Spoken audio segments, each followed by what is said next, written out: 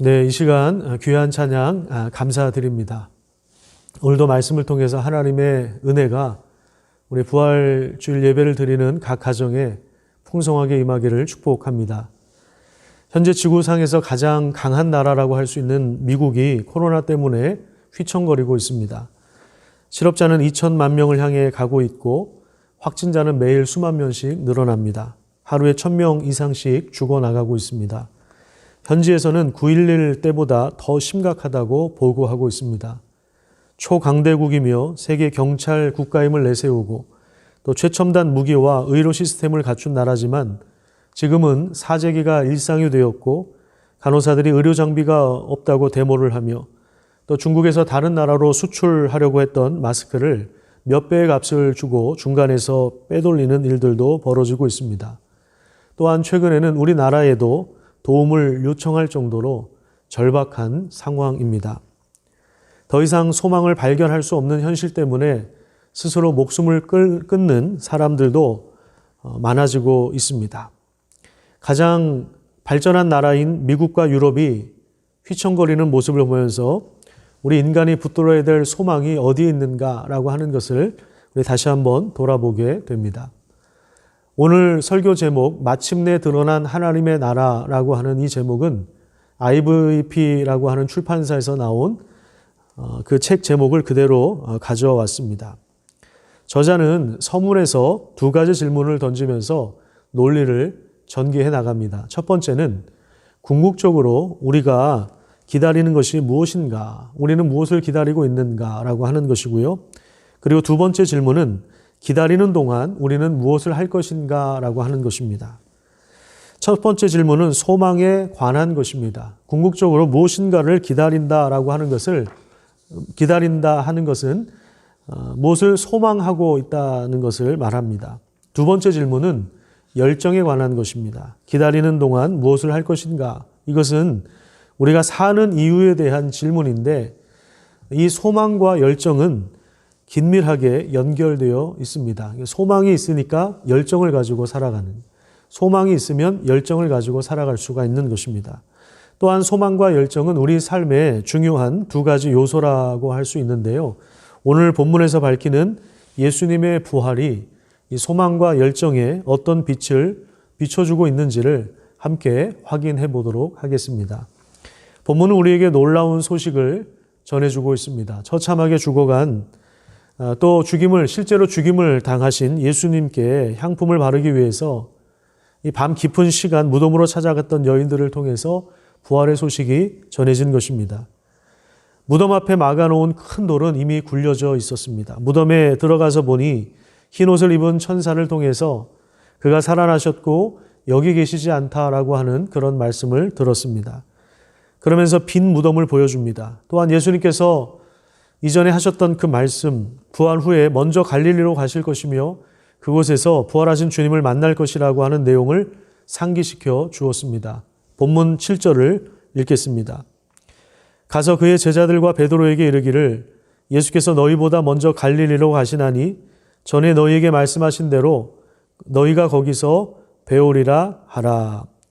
여기서 우리가 주목해야 할 단어는 갈릴리에서 만날 것이다 라고 하는 그런 내용입니다. 야, 정말 대단하지 않니? 이건 정말 대단한 능력이야. 이런 식의 내용이 아니라 부활하신 예수님께서 갈릴리로 가시는데 그곳에서 만나야 한다라고 하는 그러한 메시지입니다. 자, 그렇다면 한번 생각해 보십시오. 왜 갈릴리입니까? 왜 갈릴리에서 만난다고 하시겠습니까? 부활은 예루살렘 근처에서 일어났는데 예수님은 왜 갈릴리로 제자들보다 먼저 가시고 또 제자들은 그곳에서 부활하신 예수님을 만난다고 했을까요?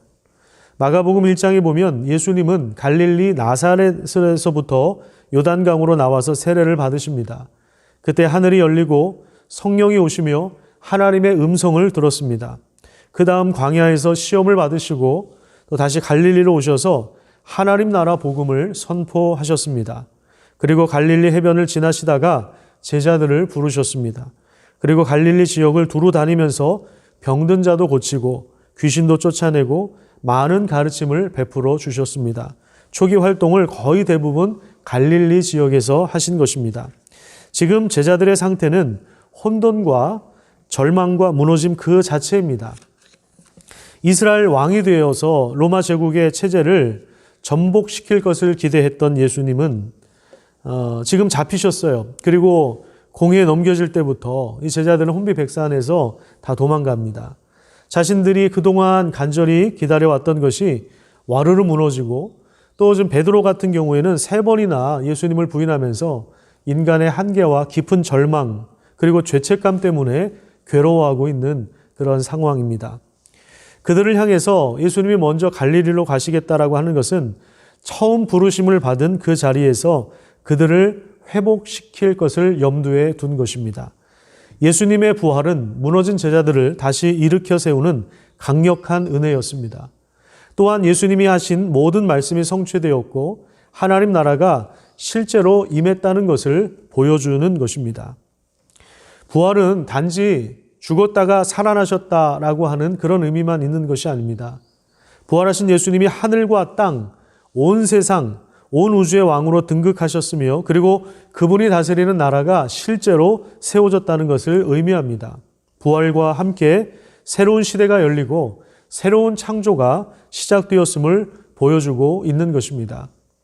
고린도전서 15장 17절에서 19절까지의 말씀을 우리 다 함께 읽도록 하겠습니다.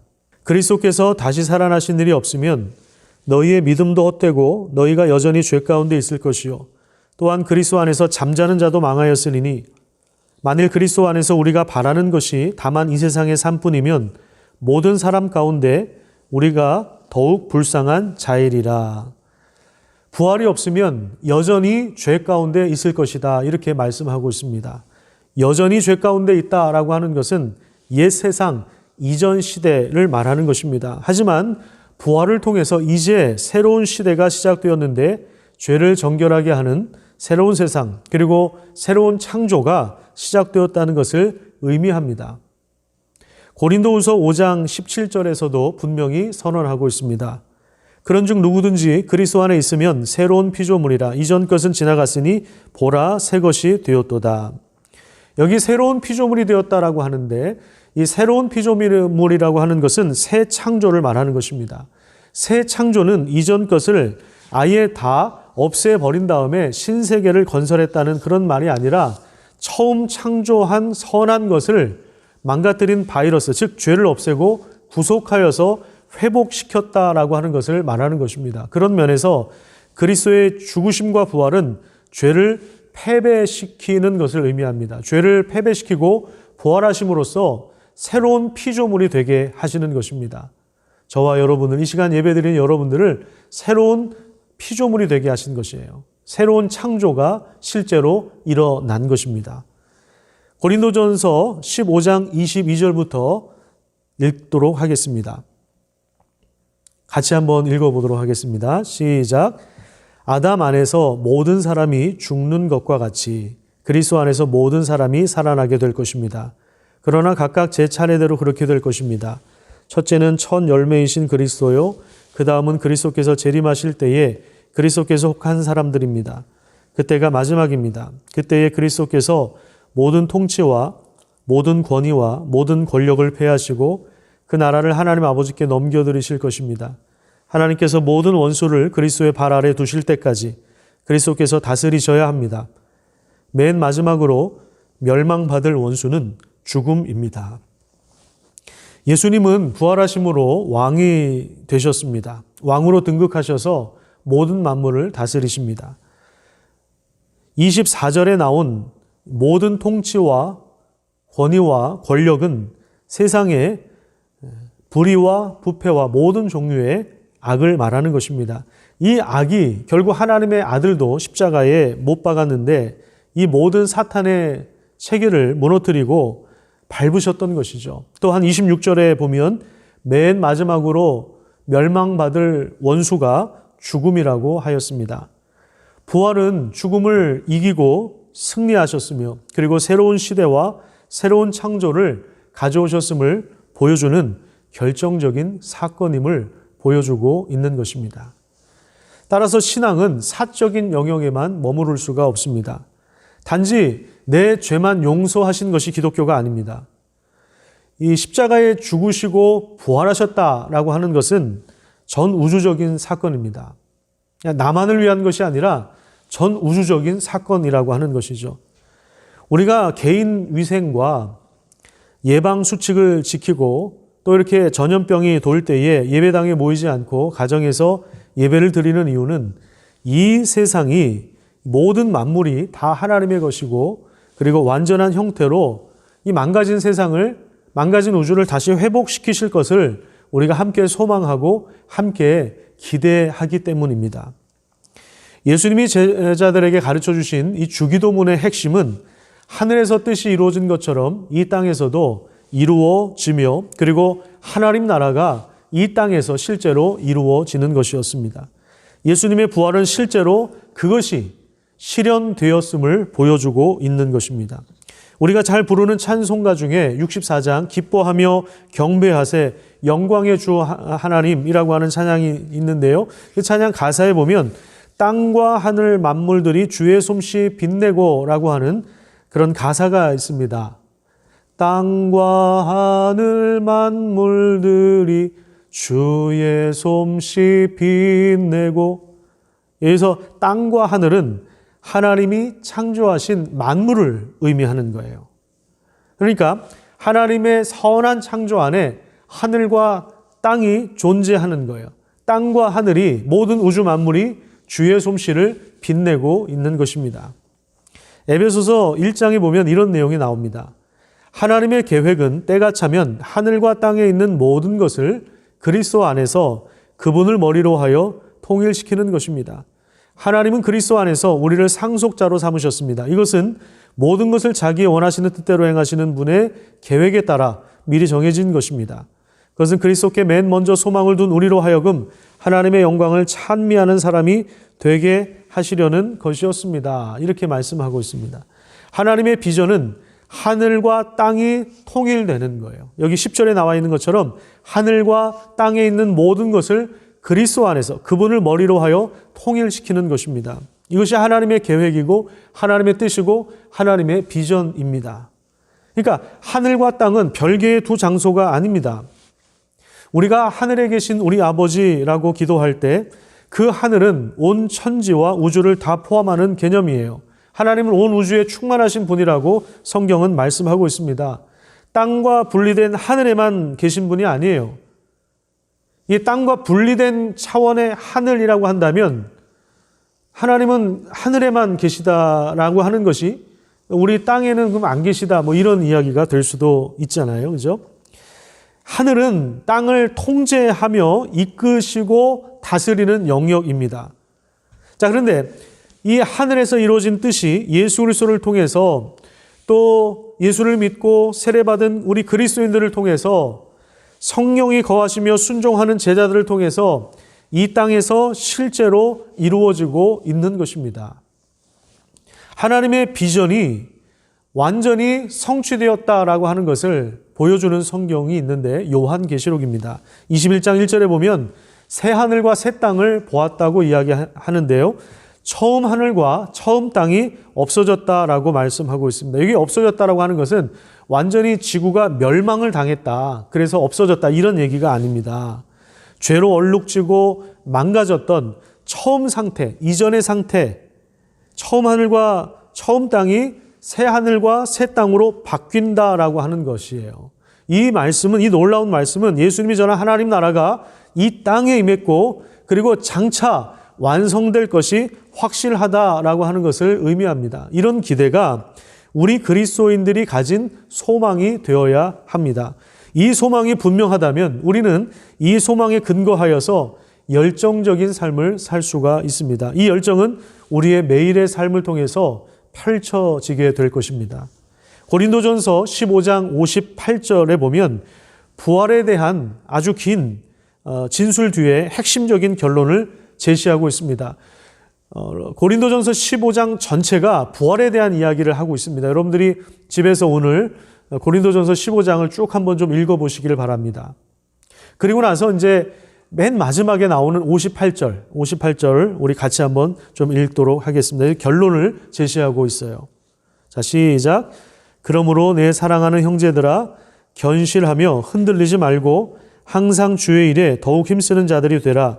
이는 너희 수고가 주 안에서 헛되지 않은 줄 알미라. 아멘. 기억하십시오. 우리가 주님 안에서 살아간다면, 하나님이 완성하실 그 나라에 대한 소망이 분명하다면 우리가 지금 하고 있는 모든 수고는 절대로 헛되지 않습니다. 지난주 수요일에 장미자 집사님이 간이식 수술 이후에 대략 한 10개월 만에 삼성의료원에서 나와 군포에 있는 재활병원에 입원하셨습니다. 정말 그 10개월이라고 하는 그 기간 동안에 그 지켜보는 사람도 힘들지만 그 당사자는 오죽 얼마나 힘들었겠어요. 절망할 수밖에 없는 그 고통스러운 기간이었을 것입니다. 꼼짝없이 병상에만 누워 있어야 하는, 여러분 2주간 자가격리하는 사람들도 얼마나 힘들어하는지 몰라요. 이 집에만 있는 거를. 근데 10개월을 병상에만 누워 있어야 하는 그 세월, 얼마나 고통스럽고 얼마나 절망스러운 생활이었겠어요. 그런데 이 고통스러웠던 이 세월이 부활하신 그리스도 안에서 절대로 헛되지 않다, 그렇게 말씀하고 있는 것입니다. 로마서 8장 18절은 이렇게 말씀하고 있습니다. 생각하건대 현재의 고난은 장차 우리에게 나타날 영광과 비교할 수 없도다. 비교할 수 없는 더 큰 영광, 지금 우리가 이 땅에서 아무리 큰 고난을 당한다 하더라도 비교할 수 없는 그 큰 영광이 기다리고 있다라고 말씀하고 있습니다. 그 영광이 무엇입니까? 죄와 질병과 죽음으로부터 완전히 구원받아서 몸의 부활이 일어나고, 이 몸의 부활을 통해서 하나님의 아들로서 누리는 참된 자유와 영광과 회복된 우주의 상속자가 되어서 예수님과 함께 다스리고 통치하는 그 영광을 말하는 것입니다. 미래에 나타날 영광이 지금 현재 예수 그리스도의 부활로 시작되었고, 그것이 우리에게 소망이 되고 있다는 사실들을 분명히 말씀하고 있는 것입니다. 병에 걸린 가족이나 이웃을 돌보고 도와주는 것은 그런 의미에서 절대로 헛되지 않습니다. 장애를 가졌거나 좀 부족한 자녀들을 위해서 평생 희생하고 헌신하는 부모의 수고는 결코 헛된 것이 아닙니다. 아이들과 지지고 볶는 삶을 살아가지만 그 가운데 음식을 만들고 잠자리를 제공해주고 또 청소하고 공부할 수 있도록 도움을 주는 일은 절대로 헛된 일이 아닙니다.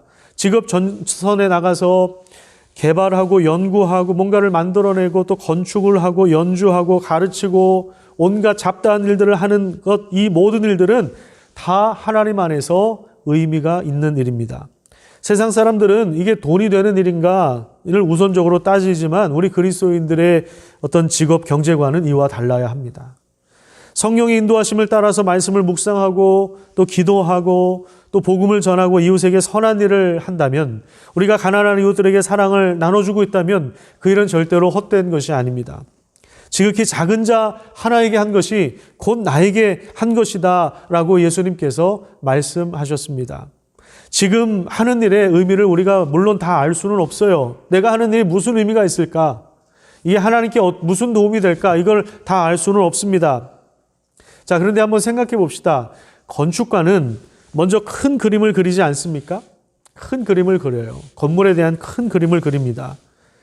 자, 목공일을 하는 사람, 조각을 하는 사람들, 건축 현장에 얼마나 많은 사람들이 있습니까? 자기가 맡은 일들을 부분적으로 감당을 하죠. 그런데 나중에 건물이 다 완성이 되고 나면 각자 했던 일의 의미와 역할이 분명하게 드러나겠죠. 그런 것처럼 하나님 나라가 완성될 때, 부활하신 그리스도를 통해서 하나님이 하실 일들이 언젠가 장차 예수님 다시 오심을 통해서 완성될 때, 하나님 나라가 완성될 때 우리가 이 땅에서 수고하고 애쓰고 섬기고 기도했던 모든 것들이 아주 아름답게 드러나게 될 것입니다.